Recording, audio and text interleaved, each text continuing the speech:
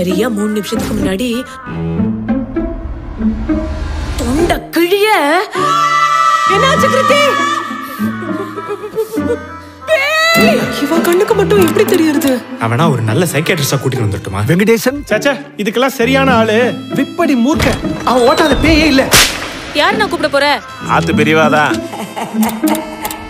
அம்மா அவதான் வந்திருக்காளா? யார் பாது? ரஜினிகாந்த். சினிமா பைத்தியம் மன்னி. அகிலாண்டேஸ்வரி மன்னி. அடிபோடி அகிலாண்டேஸ்வரியா? என்னடி இது? ஆளுக்கு ஒரு திக்கா பாத்துட்டு இருக்க. கேன திறமா இருக்கு இல்லையா? ஆனா அதான் உண்மை. இது உக்கரமான பேய்.